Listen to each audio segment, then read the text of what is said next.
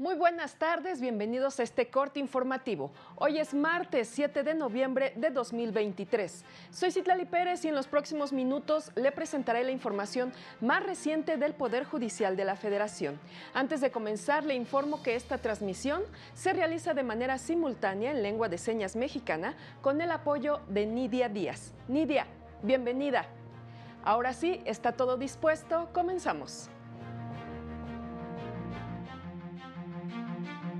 La Corte revisó la constitucionalidad del artículo 91 del Código Familiar de San Luis Potosí, que regula el divorcio incausado. Trabajadores y juzgadores se solidarizan con la ministra presidenta Norma Lucía Piña para seguir trabajando en el fortalecimiento del Poder Judicial de la Federación. Tribunal colegiado determinó que están obligados a decretar la inconvencionalidad de la prisión preventiva oficiosa. Vamos hasta el edificio sede de la Suprema Corte para el reporte de mi compañero Mario López Peña sobre lo que resolvieron esta tarde las y los ministros en la sesión del Pleno. Adelante, Mario, te escuchamos. ¿Qué tal? Muy buenas tardes a todas las personas que siguen esta transmisión. El Pleno de la Suprema Corte de Justicia resolvió dos acciones de inconstitucionalidad. En el primer caso, se trató de acciones contra disposiciones de leyes de ingresos de municipios de Nayarit. En este asunto, el Pleno declaró la invalidez de un impuesto adicional destinado a la Universidad Autónoma de ese estado. Escuchemos al ministro ponente. De ahí que lo que prevén los artículos impugnados es un impuesto adicional, no una sobretasa. Este impuesto adicional, por lo tanto, se materializa al momento de cumplir con las obligaciones tributarias sin atender a la verdadera capacidad contributiva de los contribuyentes. El segundo asunto fue una acción de inconstitucionalidad contra el artículo 91 del Código Familiar de San Luis Potosí. En este caso, el Pleno declaró la invalidez de porciones que referían expresamente a personas incapaces, así como la porción referente a personas con discapacidad. El Pleno declaró la invalidez de estas disposiciones debido a que no hubo consulta previa a personas con discapacidad.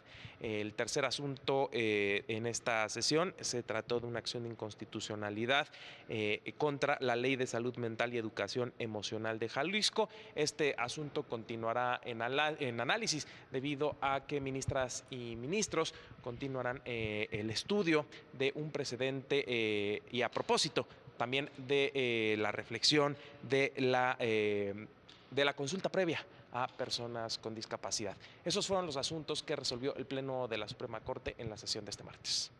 Muchas gracias por el reporte, Mario, que tengas una excelente tarde.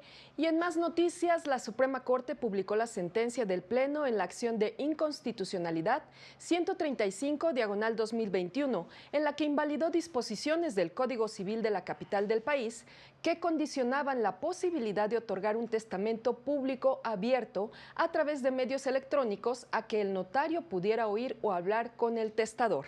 La Corte invalidó las disposiciones porque afectaban de manera directa los intereses de las personas con discapacidad y porque no se llevó a cabo una consulta previa e informada.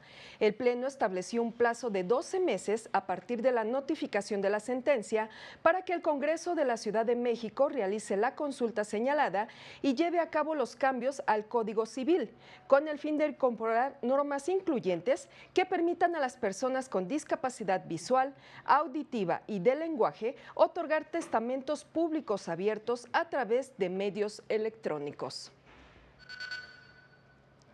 La ministra presidenta Norma Lucía Piña Hernández recibió junto a 64 compañeras y compañeros un reconocimiento por años de servicio en el máximo tribunal del país, ceremonia a la que asistieron ministros de la Suprema Corte, quienes destacaron que sin el trabajo del personal y su profesionalismo no sería posible la labor institucional. Más preciado tesoro de un servidor público de nuestra institución es su contribución cotidiana al respeto de la Constitución, a la protección de los derechos humanos y al justo equilibrio de nuestra República. Incuestionablemente, Ustedes, a quienes reconocemos este día, han hecho mucho por el país, por la sociedad y por el Poder Judicial Federal. Debemos velar porque ustedes sigan teniendo condiciones de trabajo dignas, el respeto a sus derechos y el reconocimiento que se merecen. El ministro Jorge Mario Pardo reiteró su solidaridad con la ministra presidenta de la Suprema Corte de Justicia de la Nación.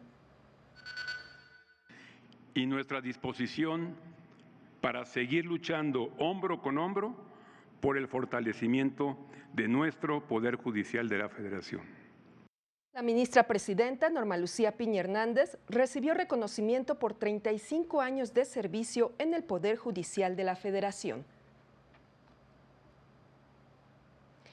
Y a pesar de que desde 2017 el presupuesto del Poder Judicial de la Federación ha registrado tendencia a la baja y que para 2024 se mantendrá ese comportamiento, al aprobarse una reducción del presupuesto solicitado de más de 6,000 millones de pesos, el número de casos atendidos por la Justicia Federal mantiene su tendencia ascendente. Para 2024 el número de casos recibidos podría alcanzar el 1.500.000, pues en 2022 se registró un aumento de 18% al recibir 1.25 millones de casos, mientras que la Corte recibió 14.283 asuntos, cifra mayor en 10% a los atendidos en 2021. En tanto, el Tribunal Electoral recibió 14.166 expedientes, lo que refleja la confianza de la sociedad en la justicia federal como instancia para la solución de conflictos por la vía pacífica en todas las materias. Incluso en 2022, los órganos del Poder Judicial emitieron 980,000 sentencias, cifra que registró un incremento del 22%. A pesar de los recortes presupuestales, el Poder Judicial de la Federación continúa cumpliendo con su función de impartir justicia y proteger los derechos de la población. Ante integrantes del Consejo de la Judicatura Federal, la directora de la Escuela Federal de Formación Judicial, Josefina Cortés Campos, presentó su primer informe de labores, ejercicio, dijo, de rendición de cuentas con el que pretende acercar más a esta institución con las personas que buscan formar parte de la carrera judicial. Dio cuenta de los avances logrados en las tareas esenciales que realiza la Escuela Judicial, los concursos de oposición, la capacitación de las personas juzgadoras y la investigación. Compartir con ustedes uno de los retos importantes. ¿Cómo seguimos abonando a cerrar las brechas de género en los concursos de oposición? Las acciones afirmativas que tenemos conocidas hoy, simplemente el hecho de abrir concursos solo para mujeres, ¿son suficientes para cerrar esa brecha de género? Mi perspectiva hoy es que eso no es suficiente y que debemos seguir trabajando probablemente en mayor capacitación. En representación de la ministra Norma Lucía Piña Hernández, presidenta de la Suprema Corte y del Consejo de la Judicatura Federal, recibió el informe de actividades la secretaria general de la Presidencia del Consejo de la Judicatura Federal, María Cristina Martín Escobar.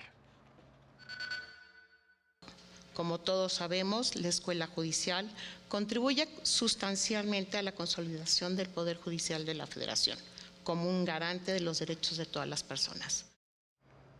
El Tribunal Colegiado en materia penal del 10º Circuito determinó que es inconvencional el artículo 167 del Código Nacional de Procedimientos Penales en la porción que regula la prisión preventiva oficiosa al no atender la jurisprudencia de la Corte Interamericana de Derechos Humanos, específicamente a lo resuelto en el caso García Rodríguez y otro contra México, vinculante para el Estado mexicano, asunto en el que declaró que el artículo 19 constitucional que regula dicha figura es inconvencional por ser contrario a la Convención Americana de Derechos Humanos, lo que obliga al Estado mexicano a adecuar su ordenamiento jurídico para que sea compatible con dicha convención. Por ello, corresponde al juez determinar la finalidad, idoneidad, necesidad y proporcionalidad de dicha medida cautelar para que no transgreda la libertad personal, que no se convierta en una medida arbitraria y para que se respete el principio de igualdad y no discriminación. Recordó que los fallos de la Corte Interamericana son vinculantes para el Estado mexicano y, en consecuencia, obligatorios. Ante la ausencia de políticas públicas, los órganos de justicia del Poder Judicial de la Federación hacen frente a la grave crisis ambiental mediante criterios protectores para todas las personas. Esto lo aseguró Alejandra Rabasa, titular de la Unidad General de Conocimiento Científico y Derechos Humanos de la Suprema Corte, en la inauguración de la 7ª Semana Nacional de Desarrollo Sustentable del Poder Judicial de la Federación. Destacó que la Judicatura Federal también realiza esfuerzos dentro de la institución para frenar los daños al ambiente.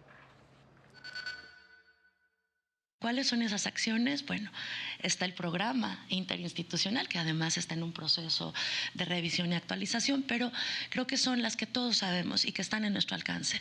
Pensar en el consumo del agua, pensar en el ahorro del agua, pensar en el consumo de energía, no hacerlo de forma automática, buscar las opciones más sustentables para el consumo de energía, pensar en nuestros patrones de consumo.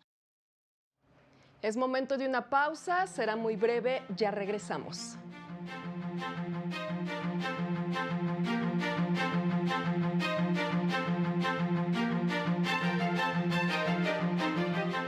Al regresar, proponen revocar acuerdo del INE que obliga a partidos políticos a postular al menos a 5 mujeres en las 9 entidades que renovarán gobernador.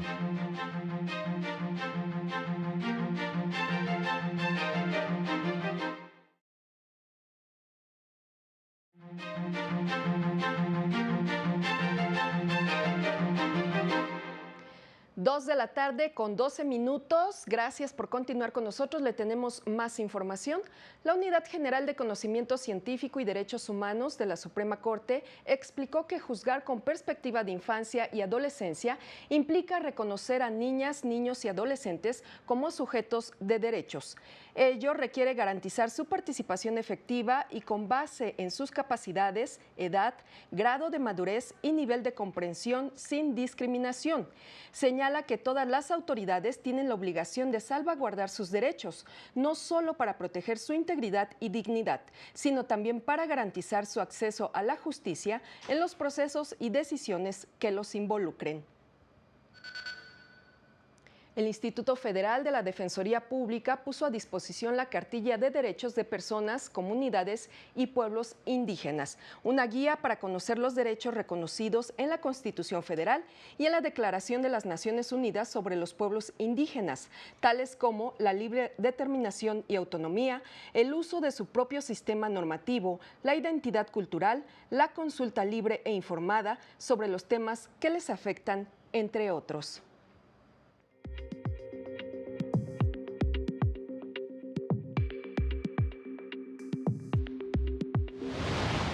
Esta semana continúan las jornadas de mediación del Poder Judicial de la Ciudad de México, con módulos instalados en juzgados cívicos de las alcaldías Cuauhtémoc y Gustavo A. Madero, para ayudar a resolver conflictos con seguridad jurídica. El Centro de Justicia Alternativa de Baja California realizó un taller de capacitación e integración entre las y los especialistas en mediación de todo el estado, con el objetivo de fortalecer lazos e impulsar la justicia restaurativa. En su primer mes de funciones, el Juzgado Familiar Especializado en Medidas de Protección Urgente en casos de violencia familiar y contra las mujeres de Querétaro ha otorgado 63 de las 67 medidas solicitadas. El tiempo de atención es de 10 a 40 minutos. La Escuela de Formación Judicial de Puebla abrió la convocatoria para participar en el segundo concurso de oposición abierto en materia laboral, para designar a juezas y jueces, secretarios, auxiliares, técnicos y demás personal de apoyo en los tribunales especializados. Para el canal del Poder Judicial de la Federación, Jesús Daza. Y el Tribunal Electoral dio a conocer el proyecto del magistrado Felipe de la Mata Pizaña, con el que propone resolver el recurso interpuesto por el partido Movimiento Ciudadano en contra del acuerdo del INE, que establece que en las 9 entidades que renovarán gobernador, los partidos deberán designar al menos 5 mujeres como candidatas. El proyecto propone revocar de manera lisa y llana el acuerdo del INE, al carecer de competencia para regular el principio de paridad en las elecciones para para renovar gobernador, pues esa competencia recae en los congresos locales y en caso de omisión en los institutos electorales locales. Solo en caso de que el INE atraiga la elección, podría establecer reglas de paridad en la renovación de las 9 gubernaturas que estarán en disputa en 2024, con excepción de Yucatán, que tiene regulado el principio de paridad y dejó en libertad a los partidos para que decidan quién será su candidato, es decir, puede ser hombre o mujer. En las 8 entidades restantes se propone vincular a los partidos políticos para que al menos en 4 las candidatas sean mujeres. Antes de despedirnos, le comunicamos que a través de redes sociales el ministro Arturo Saldívar publicó el siguiente mensaje. El día de hoy he presentado al presidente Andrés Manuel López Obrador mi renuncia al cargo de ministro de la Suprema Corte de Justicia de la Nación para que en caso de que la acepte sea turnada al Senado de la República para su aprobación. Mi ciclo en la Corte ha terminado. Durante estos 14 años impulsé los criterios más vanguardistas que constituyeron el nuevo paradigma constitucional en la defensa de los derechos humanos de todas las personas. Toca ahora seguir sirviendo a mi país en la consolidación de la transformación de un México más justo y más igualitario, en el que sean prioridad quienes menos tienen y más lo necesitan. El México con el que soñamos es posible. Sigamos avanzando en su construcción hasta que la dignidad e igualdad se vuelvan costumbre. El mensaje que escribió el ministro Arturo Saldívar hace apenas unos minutos en redes sociales. Así concluimos esta emisión. Soy Citlali Pérez. Lo invito a mantenerse en la señal del canal del Poder Judicial de la Federación y a seguir a las 19:30 horas nuestro avance informativo y a las 20:30 horas el noticiero nocturno. Gracias por su atención. Que tenga una excelente tarde. Hasta pronto.